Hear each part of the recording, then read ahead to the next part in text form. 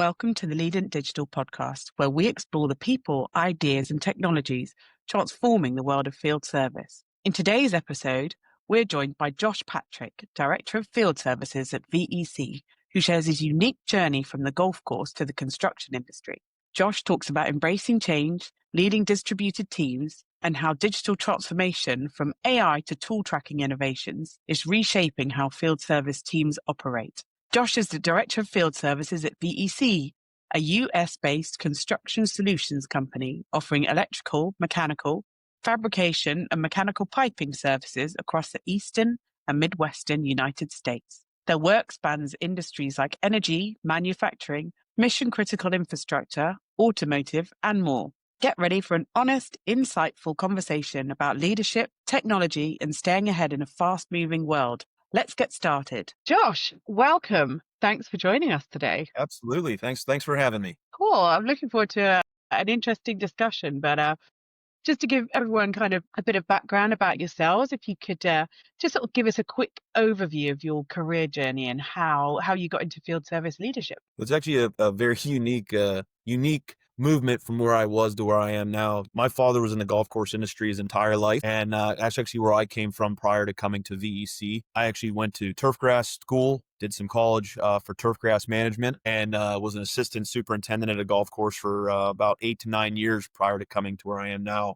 So a completely different mindset from where I was to where I am before. I helped make grass grow, and now I help make construction projects do good. So it's been a very crazy changing turn of events over the past 10, 15 years for me. But like I said, I came from the golf course industry, started at VEC kind of at a whim per se. Mm-hmm. Wasn't sure what exactly I wanted to do. I just knew where I was at the golf course. I was kind of at a dead end position, and came here making actually less money than I was at the golf course. Came in just working as a warehouseman, making deliveries, working on tools, loading trailers, and then stepped up into a facilities manager for the company, where I maintained four of our different locations, whether that be managing third-party mowing contractors, landscaping contractors, to rooftop AC units across the board from there. And then from there, back in, it would have been in 2017, my boss now, Trisha Ferry, who's one of the owners of the company, we had kind of a pivoting change in events with employment here within our team, field services, and she was looking for somebody to fill that position of what we'd call at that point in time warehouse superintendent. And she reached out to me and said, would you be willing to step up and work with me and run this division? And I said, absolutely. And I think really from there it's kind of all blossomed. So it's been a pretty wild situation. Great. And you've never looked back, right? No, absolutely not. Oh, that's good to hear. What would you say have been some challenges that you've sort of had to overcome, and how have they possibly shaped your journey? Well, I think for me, coming from somewhere to where, it was just myself and a team at the golf course industry, and then coming to a union contractor construction company to where we're dealing with, in the summertime, we're pushing 300 to 350 employees in the field. It was a bit of a challenge with just dealing with a lot of different attitudes and personalities, right? To where I came from was a very small group of people. So that was a very big challenge for me to start with, is just, being outside every single day to now being for the most part, being inside a facility day in and day out.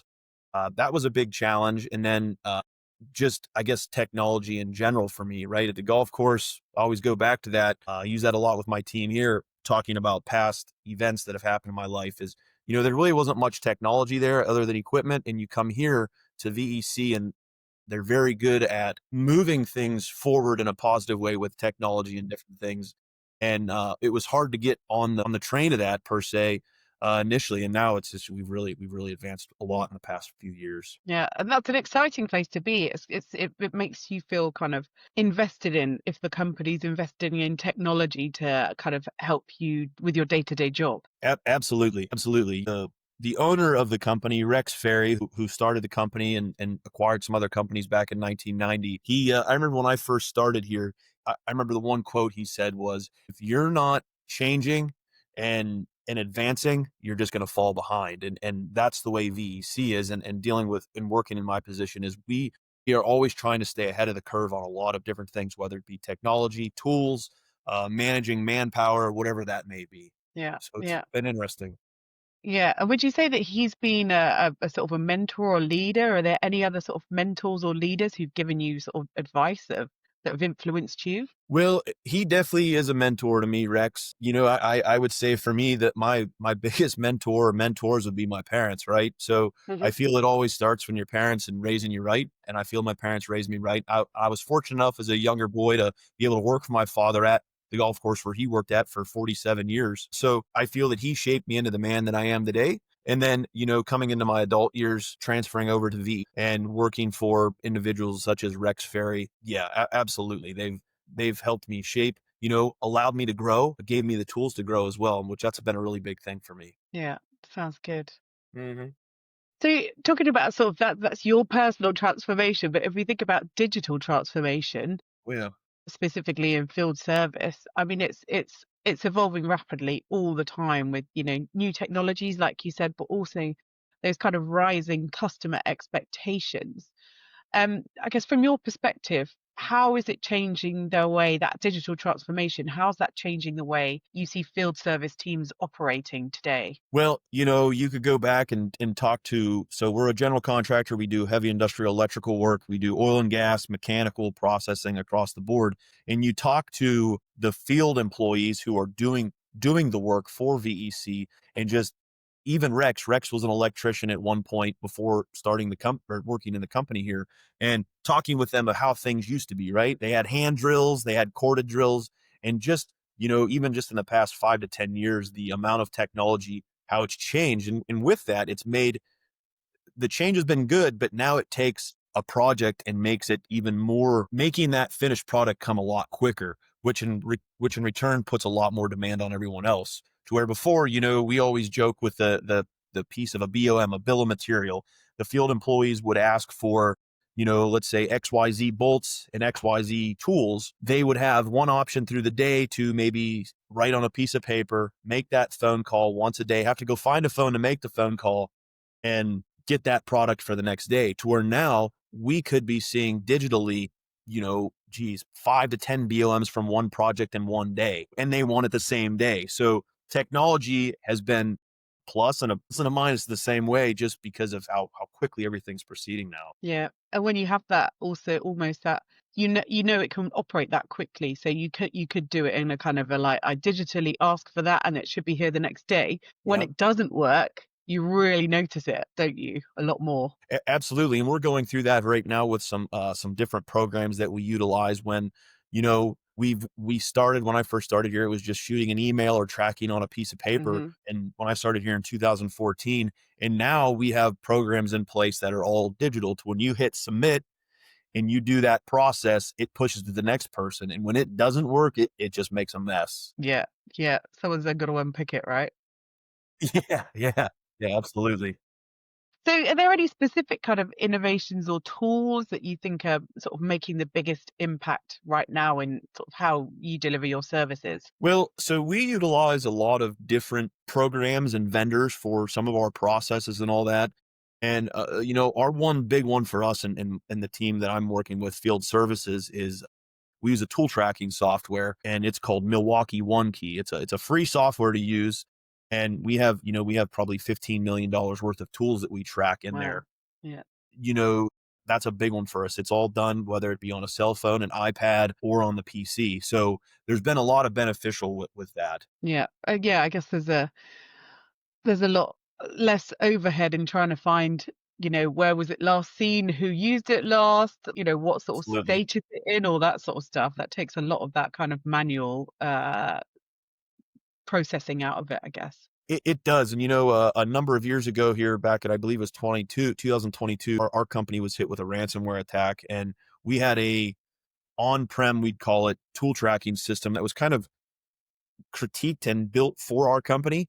It was all, again, taking that technology to the next step. At that point in time, you had to write down all of your tool numbers on a piece of paper, then go back to the computer, input that in, and make the transfer. And then if you would find that there was maybe a tool that wasn't the right number, you'd have to go back, find that tool. When the ransomware attack happened, it wiped our system out for that. And myself and fellow team members, our part of the company was tracking tools and equipment. And we said, we have to do something quick. And that's when we came up with the Milwaukee OneKey and getting hooked onto their program. And with a matter of months, we had probably 8 to 10,000 items in that system. And the unique thing with that is it's all done, like I said, at any point in time. If you need a tool transferred, I could go on my phone right now and transfer that tool to job A to job B. Yeah. So it's almost like that ransomware attack, whilst stressful, was that catalyst for change. Goodness, yes. I think, our team took, you look at field services, we're a big part of the company, but you look at finance, you look at payroll and everybody else across the board, our struggles were just tracking tools, but, it was, like you said, for change across the board, the company as a whole, looking at, different ways to avoid this ever happening again. And it's really changed the company and evolved in a whole in a different way, which at the end of the day is for the good for everyone. Yeah. Yeah. But it's also, it's almost a challenge sometimes introducing those sort of new technologies. So how would you balance sort of adopting the new technology whilst making sure that you're keeping whatever technology is kind of practical, user friendly for the team in the field, so it's not too onerous? Well, nobody likes change, it seems, and it's very difficult, very difficult to implement change. And what I've found with that was, like I said, to where when I first started with the company to where we are, we've had a lot of change, and some's been for the good, some's been for the bad. And with that, what we find with my team, right, field services, we deal with the field employees a lot, our electricians, welders, pipe fitters, and trying to work with them to get that buy-in, to show them that it's going to help them at the end of the day. And ultimately, if you can't get that buy-in, there's going to be a lot of pushback. There's going to be a lot of pain points. So, looking at that simplicity, that's number one. You want it to be simple for them so they have a good understanding when they're in the ditch, putting a conduit in, that they don't have to jump through hoops to get what they need. So that's been a pretty big struggle for us, trying to figure that out and maneuver through that. But I feel the company as a whole has done a really good job at it. Oh, that's positive. That's really good to hear. So I think you touched on it there, but sort of leading or kind of managing a distributed remote field team can absolutely have unique challenges. Have you got any sort of particular leadership mindset that's helped you kind of motivate and support that team? Well, I think with that, you have to be willing to allow gray areas per se, but still stand your ground, right? Mhm. Again, like you said, we work all across the Midwest United States, all the way to the East Coast, North and South. So we're all over the place. And with that, a lot of our job sites have very poor, let's say, cell reception, internet access. And you have to have that understanding that there are times to where, you have to kind of go against the grain of what you typically want to do, just because you know the situation. Now, there are people at times that'll take advantage of that, and you just have to. That's why, like I said, you have to stand your ground with that. But yeah, I guess ultimately that's just what you have to do. It's definitely two-sided, and you have to have a good understanding of that. And even with that, pushing that to your team to make sure that until you're in the footsteps of the field employees, it's really hard to have a good understanding of what they actually need, right? So if you think this is the easiest way, and then you go in the field and do that same thing, and you're like, wow, this is not going to work. And I've had the opportunity a few times over the past few years to go on the job sites and do a little handheld work and whatever that may be to assist at times. I've There's definitely been times where I'm like, oh wow, I see exactly what they're talking about. There's a lot there. Yeah. It's seeing that different perspective. It's all well and good designing something and thinking that it'll work fine in a meeting room, in a nice meeting room, and then like it's completely different sometimes when you're out and about in that field situation. Absolutely, absolutely. They have their own problems and tasks they're trying to get completed, and then it can be difficult. Yeah, exactly. So have you got any sort of advice that you'd give to, someone who's new to field service to build kind of a resilient team that performs well? Well, I think something that I could say to a new team member is for starters, first and foremost, be willing to change, right? Hmm. Be willing to change, be open to organization, right? So, myself and my team, as a whole, and the company as a whole, is just organization, making sure you stay on top of organization, because if you're not organized, you're probably not going to be doing the job at the best of your ability. And, every morning, we have our field services team, we have two different warehouses, we have a phone call, morning call, and each person takes a few minutes or a minute or however long that may be they need, and they go through their general tasks of what they're going to be doing that day. And then, if the first person speaks and maybe there's a rebuttal from our fleet manager saying, hey, while you're doing this, can you check on that for me? So keeping the team together. And the one piece of that is we always joke is we have our morning call at 7 a.m. By 7:30, everybody that has already talked about what they're going to do has already changed because, you want to do this and this today, and then something else happens and changes that. So it always goes back to change and being willing to do that and know that it's going to happen most of the time. Yeah, that's great advice. And I think in like field service is generally quite a fast-paced environment, and you don't know what the day is going to bring, and there's all that firefighting and everything. So it sounds like a great idea to get everyone understanding what everyone else is trying to achieve at the same time. I know what I need to do, but if I don't have an understanding of what everyone else is trying to do, I might not, perform to the best of my ability as a team member. And with that, right? So we each have our own tasks that we need to get done on a daily basis. However, there is a lot of overlap with that. Having different facilities within the company, there is a lot of back and forth travel day to day. And just as something as simple as that, to where if our site manager from one location is coming to the other location, if we're not communicating that, there could be another trip that needs to be made an hour just because of lack of communication. And we push that a lot in our team and as the company as a whole is over communicate. It never hurts to over communicate. And when you don't, that's when things start happening. Yeah. It's a lot of it. Totally agree. Totally agree. So I think we talked about like employees and teams and everything, but this is all about the customer, right? Yeah, So absolutely.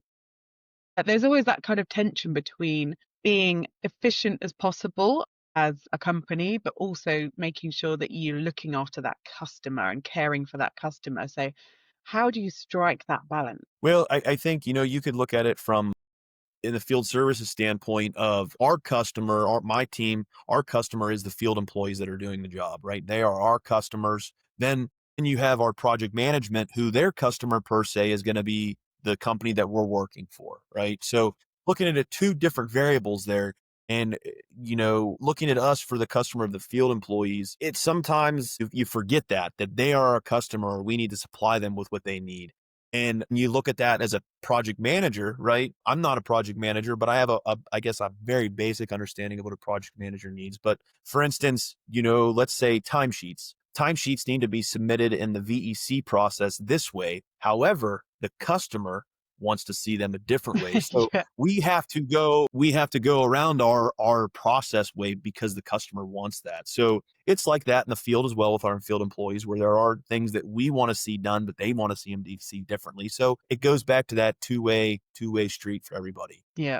Yeah. Understood. And have you got any particular strategies that you've kind of found effective for, sort of keeping your customer at the center of what you do, but also making sure that everyone's performing? Well, again, going back to our field services team, it sometimes can be very difficult with that because so we have multiple divisions within our company. We have an oil and gas division, we have a manufacturing division, we have a heavy industrial division, we have a low voltage, and I could keep going on and on. And at the end of the day, each division, each project manager thinks that unfortunately they're the most important one in the day, right? And that is a very big challenge for us. They are worried about their employees, which are the field guys and gals, and their job site, to where field services is dealing with 15 project managers and 30 job sites. And that could be a very big challenge at times for us. And sometimes in the construction industry, things can get pretty heated pretty quickly, especially when,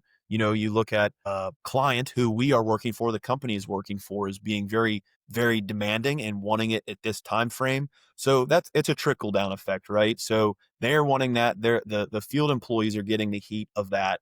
And then, which is then pushing to the project manager, which and then's trickling down to the field services team and finance and payroll and whoever else that would be. So it's a challenge in general. Yeah. Yeah.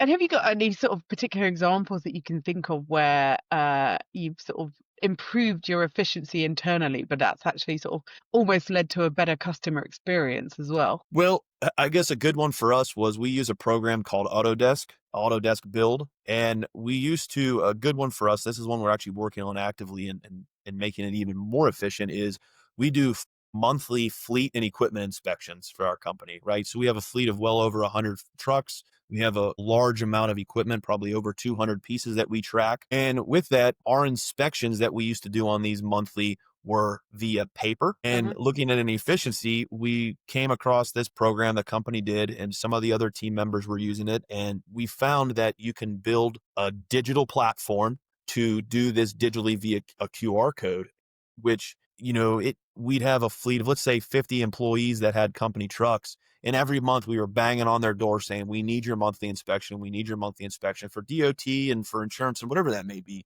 And it was all because it was painful for them to do, whether they had to go print a piece of paper out, scan it back, email it, to where we put QR codes in the trucks. They scan it once a month. They fill out their form real quick and submit it, and they're done. Talk about cost savings and efficiency and wasted downtime and tracking paper. It's all digital now, and it's been a lifesaver for us. And I could go on and on about all the different processes that we've built similar to that, just different aspects of our team, and it's really come a long ways. That's great. And have the team been appreciative of these kind of like sort of improvements? Well, I think so. At first, going back to change, right? Everybody's like, we don't want to do this. But, the team that works with me, my group of guys that all work with me, are a really tight knit crew. Everybody gets along really well. And for the most part, everybody's very open to change. And with that, it makes it easier on everybody, because when we push it out to the field, our team already has a good understanding of that, can assist with allowing and helping the field with what they need to see. And you could go in looking at our Milwaukee OneKey program, right? Before, it was all you had to be on a computer, and the visualization of it was very difficult because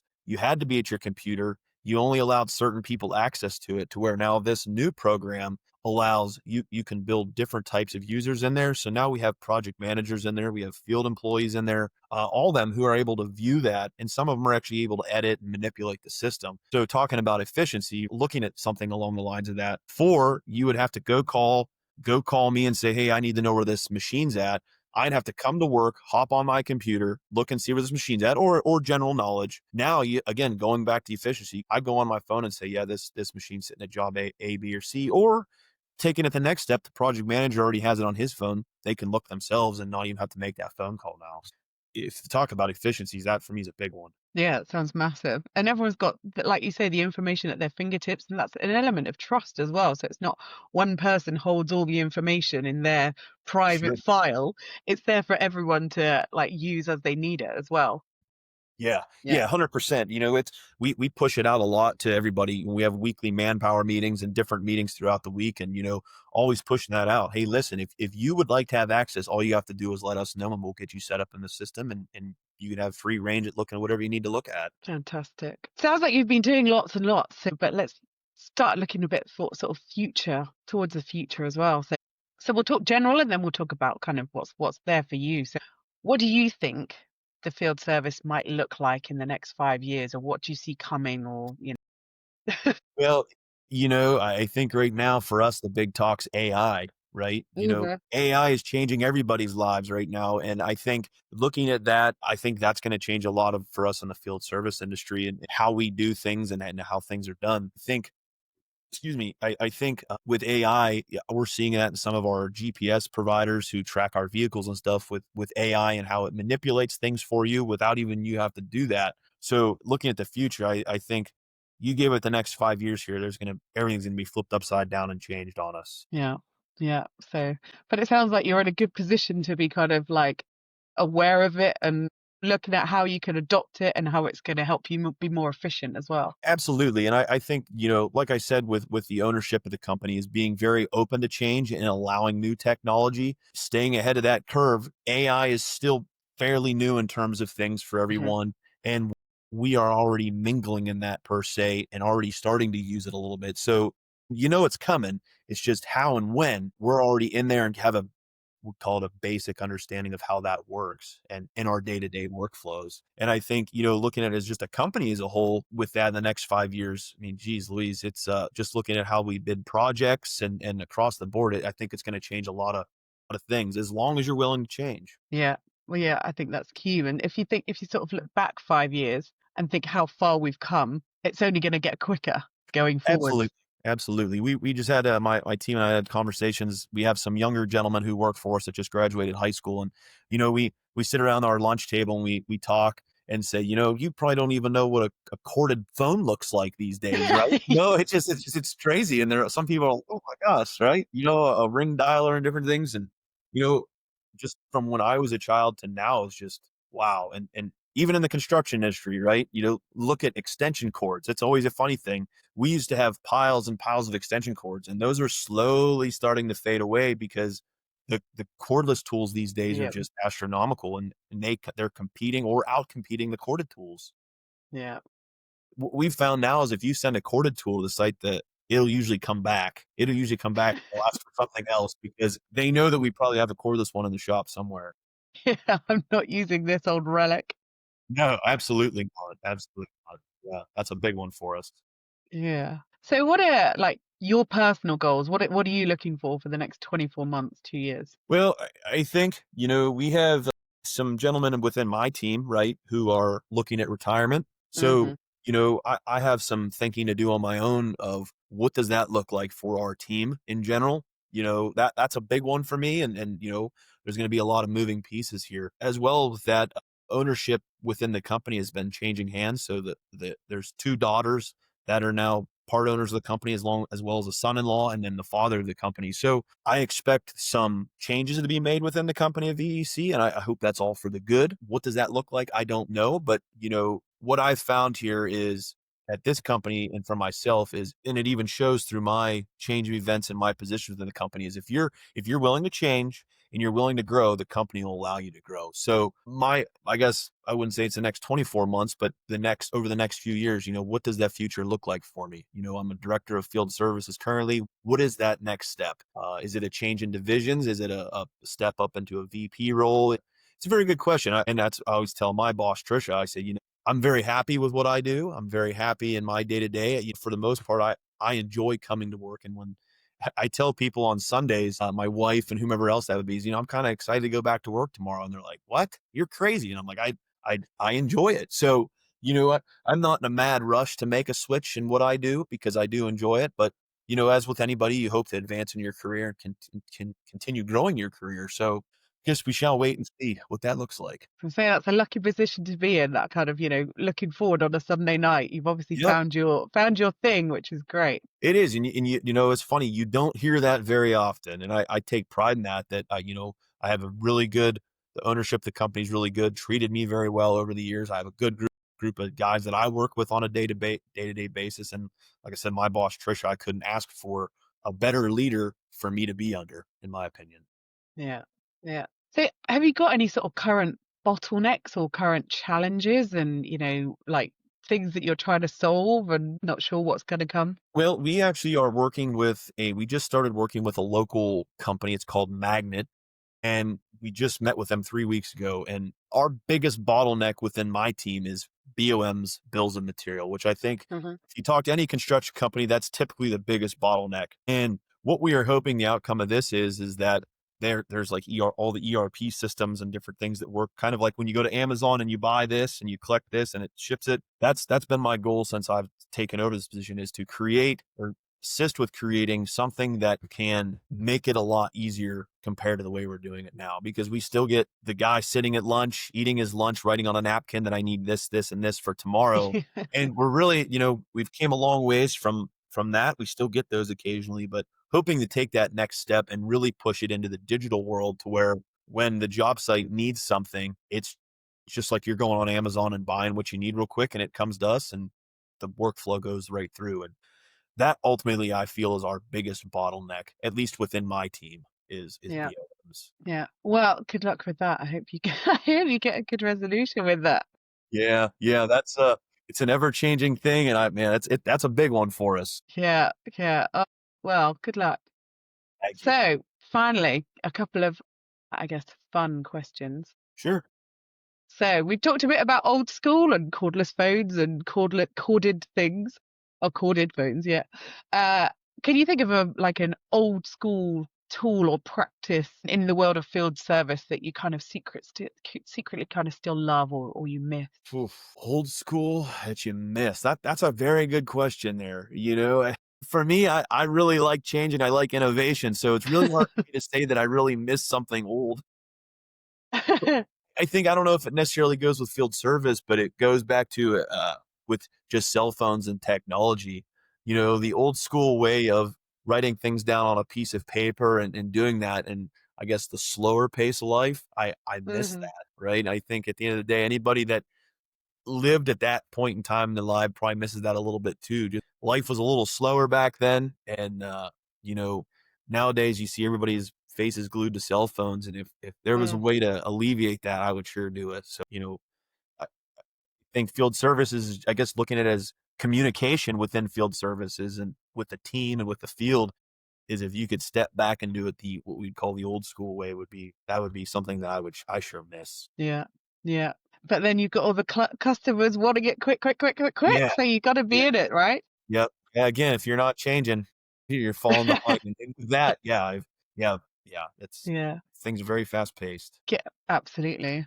And I think they're just going to get faster, right? Yes, If that's absolutely. possible. So now, if you had a magic wand and you could instantly solve one challenge in field service today, what would it be? Magic wand and field service is what we could solve today. Man, I think it's gonna go back to that bill of material for me is, that is our biggest heartburn on a daily basis of is tracking the bills of material and how we get that flow. And I'll that's like beating a dead horse for me is it everybody probably gets sick of hearing me talk about bills of material and how we get them because every day I feel like I'm racking my head of how we can make that more efficient. And it's Yeah. just there's so much involved in that and line items and processes and flows and that would be if I could do it today I'd be swinging that wand like crazy. I would. You'd be Harry Potter all over the shop. Yeah, oh yeah, oh yeah, yeah, for sure. Oh, it sounds like it's all consuming for you at the moment. It's your big Yeah, challenge. it is. It's a lot. But that really probably is my biggest one and just man, that probably really is my biggest one. Yeah, understood. Cool. We have come to the end of all my questions. Thank you so much, Josh. It's been really fun. Absolutely, as a pleasure.